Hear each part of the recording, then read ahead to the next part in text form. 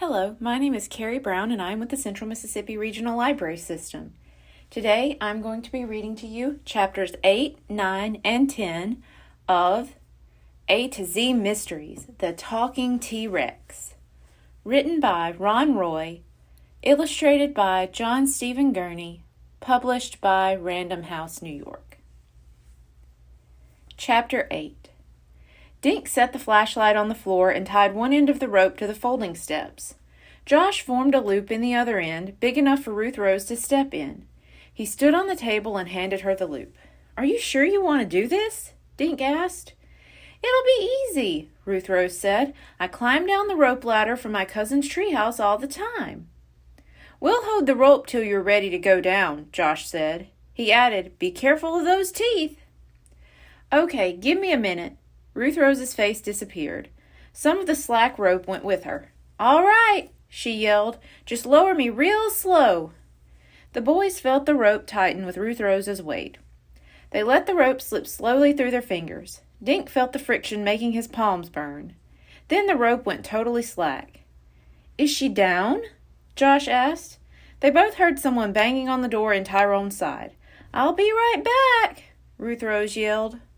Dink and Josh sat and leaned against a curved wall. Ruth Rose's flashlight was growing dim, so Dink shut it off. "Wish this place had an air conditioner," Josh said after a minute. He wiped sweat off his face with his t-shirt. "Why not wish for a full refrigerator while you're at it?" Dink said. Josh grinned. "Or a microwave and a pizza. But I'd settle for a big fan." The boys sat in the dark. Dink felt sweat trickling into his eyes. "I'm cooking," Josh moaned. "Don't be such a baby," Dink said. "Imagine what it would be like inside a real Tyrannosaurus." Josh giggled in the dark. "Did dinosaurs eat kids?" he asked. "No, because humans didn't live then," Dink said. "Besides, if a T-Rex got one taste of you, he'd spit you out." Josh poked Dink in the ribs. Dink poked him back. Just as Josh put a wrestling hold around Dink's neck, they heard something thump outside. Josh gulped. "Do you suppose it's Dean coming to get the money?" Dink crawled to the door and put his ear against it. The door opened and Dink nearly fell on top of Judd. Behind Judd stood Officer Fallon and Ruth Rose. "You sure get yourself into some pickles," Officer Fallon said, shining his flashlight in Dink's eyes. "Good thing I found Judd at the fireworks." Judd lowered the steps so Dink and Josh could climb down to the ground. "Thanks," Josh said. "We were melting in there." "I don't suppose you found the money," Judd said. "Ruth Rose told us what you were up to." Dink shook his head. "Sorry," he said. "I'm afraid that whoever took that duffel bag disappeared with it," Officer Fallon said. Judd nodded. "It must have happened last night after we went to bed," he said. "I just don't see how." Officer Fallon shined his light at the ground. It rained last night, so even if the crook left footprints, they'd have washed away. "Footprints," Dink thought. "I saw wet footprints in that garden shed," he said. Dink pointed through the darkness towards the rose garden. "I went in to get the wheelbarrow from Mr. Pocket." "That means someone went in there after it rained," Ruth Rose said. "And that was in the middle of the night." "Maybe the footprints were left by our thief," Officer Fallon said. He put a hand on Dink's shoulder. "Show me." Dink led the way across the dark lawn. "There it is," he said when they reached the small garden shed. "You folks please stay out of here," Officer Fallon told Josh, Ruth Rose, and Judd. His flashlight beamed around the screwdriver. He removed it and opened the door. He played the light over the floor. Dried, muddy footprints led from the door to the back of the shed. "Hold this for me," Officer Fallon said, handing his flashlight to Dink. "Stand by the door so I have light." Officer Fallon stepped inside and kneeled to examine the footprints. Then he walked through the shed, checking inside, under, and behind anything large enough to hide a person. At the back of the shed, he moved the wheelbarrow. He poked at the stack of burlap sacks with a toe. Then he peeled off several of the bags and set them on the floor. Dink saw him bend over and pull something from under the remaining bags. "Judd, would you come in here?" Officer Fallon yelled. Judd stuck his head in the door. "Is this what you've been looking for?" Officer Fallon was holding a dark brown duffel bag. It was fat, as if stuffed with something. A long zipper ran along one side. Judd beamed. "You found it," he said. Officer Fallon carried the bag out of the shed and set it on the ground. Under the flashlight beam, he pulled open the zipper. Nearly filling the bag were thousands of dollar bills bound in rubber bands. Officer Fallon looked up at Judd. "Is this your money?" he asked. Judd nodded. "I hope it's all there." "What's that?" Dink asked. He pointed to something pale green that was stuck to the side of the canvas duffel. "It's a Band-Aid," Ruth Rose said. "Don't touch," Officer Fallon cautioned. He pulled a small plastic bag from his pocket. Using the point of his pen, he knocked the Band-Aid into the baggie, then sealed it. "I wonder who this came from," Officer Fallon said. He held his light on the plastic bag. "Scoop put on a Band-Aid like that one yesterday," Ruth Rose said. "He burned his finger on his car radiator." "I saw one on Dean's finger, too," Josh said. "We all use them," Judd said. He reached into a pocket of his jeans and pulled out a green Band-Aid. Officer Fallon held Judd's flat Band-Aid next to the used one in his baggie. The two Band-Aids were the same. Chapter 9. "All three of you fellows wear these Band-Aids?" Officer Fallon asked Judd. Judd nodded. "Working on Tyrone, we're always nicking our fingers," he said. "So I bought a box of Band-Aids, and we all keep a few in our pocket." Officer Fallon glanced at the duffel bag. "Who handled that bag last?" "I'm the only one who ever put money in the bag," Judd said. "I must have been wearing a Band-Aid and it slipped off my finger when I stuck the bag in the compartment." "Or the Band-Aid could have fallen off the thief's finger when he stole the bag," Officer Fallon said. "Whoever it was." He gave Judd a close look. Judd thought for a moment before he spoke. "I know it looks like one of us stole the money," he said, "but I sure didn't take it, and I can't believe Dean or Scoop would either." "Could the robber be someone else?" Dink asked. "But who?" Officer Fallon said. "Judd, you told me only you and Dean have keys to your dinosaur." "That's right," Judd said, "but Dean is my best friend." Officer Fallon slipped the baggie and his pen into a pocket. "Between Scoop Raker and Dean Whitefeather, who had more opportunity to get at that duffel bag?" he asked Judd. Judd looked at his feet. "Dean, I guess," he mumbled. "He slept next to Tyrone last night." Officer Fallon put his hand on Judd's shoulder. "I want you to wait in my office while I get Dean," he said. "Do you think he's still at the fireworks?" "I guess," Judd said.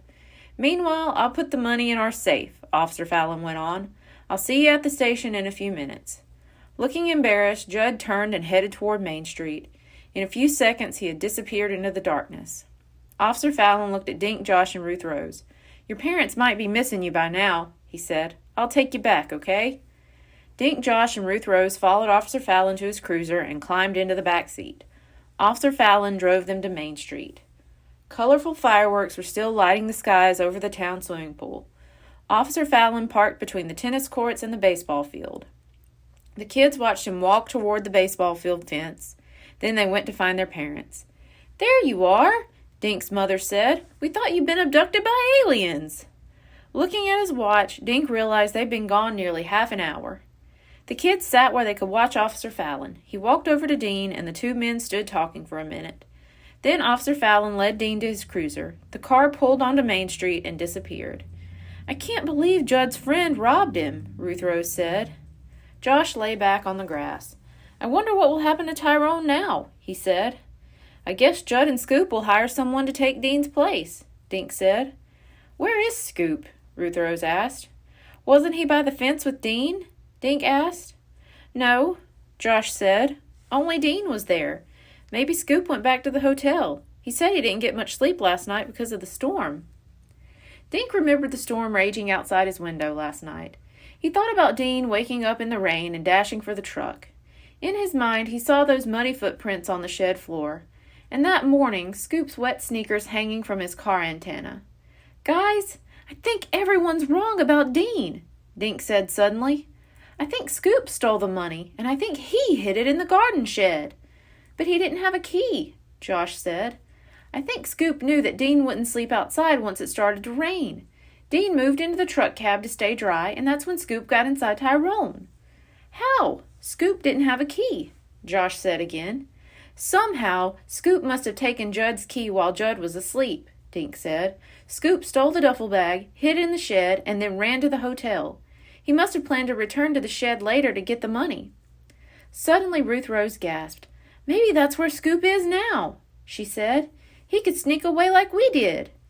"Come on," Dink said. The kids zipped past the mystic greenhouse, cut behind the book nook, and raced toward the rose garden. Out of breath, they crouched behind some rose bushes 10 yards away from the shed. A light flickered through the open door.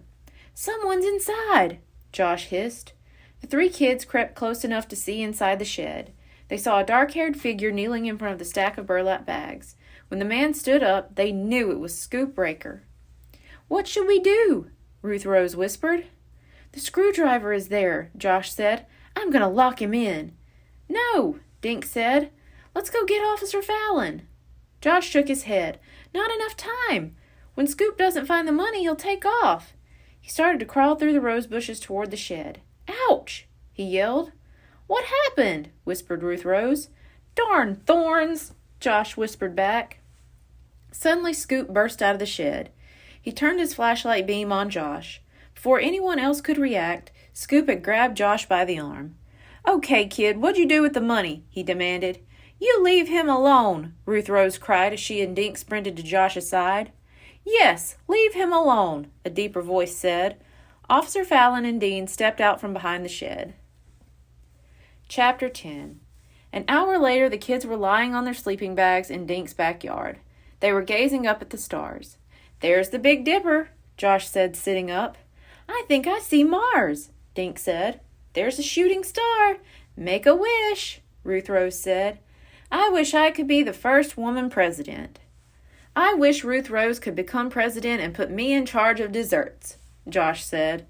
Dink and Ruth Rose sat up and laughed. "I wish Judd and Dean would leave Tyrone and Greenlawn," Dink said. "Yeah," Josh said. "That would be so excellent. We could make him walk all over town." "People would pay us to give them rides in Tyrone," Ruth Rose added. "We could send the money to Judd and Dean for their museum." The 3 kids sighed and settled back on their sleeping bags. "I still can't figure out how Scoop got Judd's key," Ruth Rose said. "Oh, that was easy," Josh said. "I figured it out a long time ago." Dink popped up and glared at his friend. "And are you planning to tell us?"